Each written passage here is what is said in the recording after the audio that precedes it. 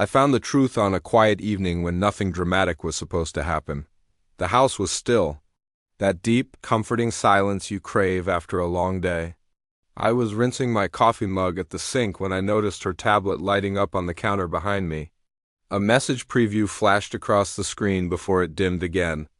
It wasn't a name I recognized, just a single sentence. Last night was worth the risk. I stood there for what felt like an hour, my hands gripping the edge of the sink as if the floor might tilt beneath me. I told myself it was nothing. I had told myself that many times before.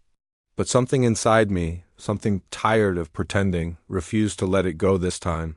We had been married 18 years. 2 kids, a mortgage. Routines so familiar they felt permanent. I was the dependable one. The early riser, the fixer, the planner. She used to say my stability made her feel safe. Somewhere along the way, safety had stopped being enough for her. That night I didn't confront her. I didn't raise my voice or demand explanations. I watched. I listened. I noticed how easily she slipped her phone face down on the table, how she smiled at messages she didn't share, how work dinners had become weekly events.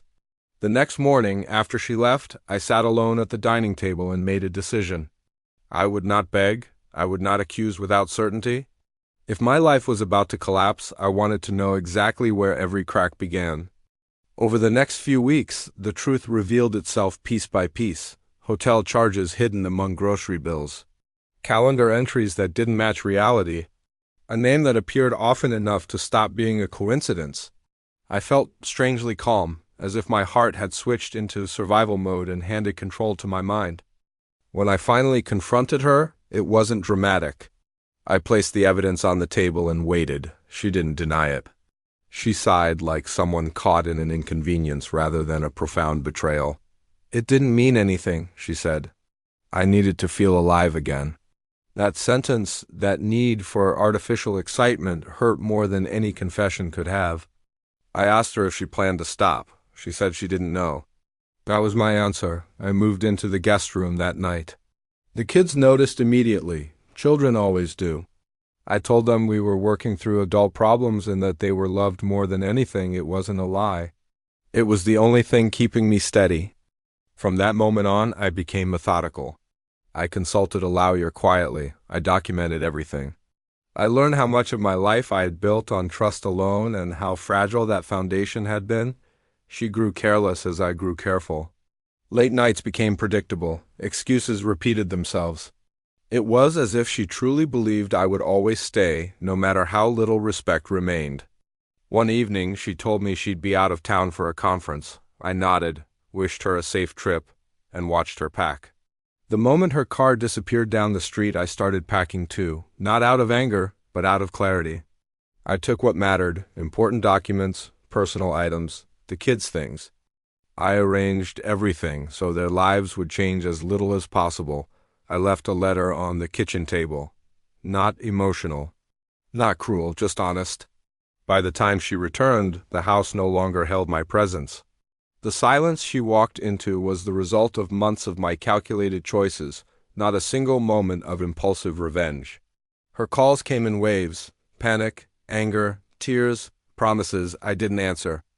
I had already said everything that needed to be said through my actions. The hardest conversation was with my children. I told them the truth, but without poison. Their mother had broken our agreement. I had chosen honesty over pretending everything was fine. They cried. I held them. We learned together that love doesn't disappear just because a family changes shape. The divorce was not kind, but it was fair. Truth has a weight in the legal world that lies eventually cannot bear. I gained custody. She gained consequences. Months passed, then a year. My life became quieter, yes, but stronger. Mornings were peaceful. Evenings were honest. I stopped questioning my worth and started respecting my boundaries. I learned that loyalty to yourself is not selfish. It is survival. One afternoon, I ran into her at a grocery store. She looked older somehow, worn down by choices that didn't deliver the thrill they promised. She asked how I was doing. "I'm well," I said, and for the first time in a long time, I meant it completely. She nodded, like someone finally understanding a lesson, but too late to apply it. I walked away without anger, without regret. Some betrayals don't break you, they wake you up. If you're walking through something similar, remember, calm planning is your greatest strength. Stay true to yourself. Thanks for watching.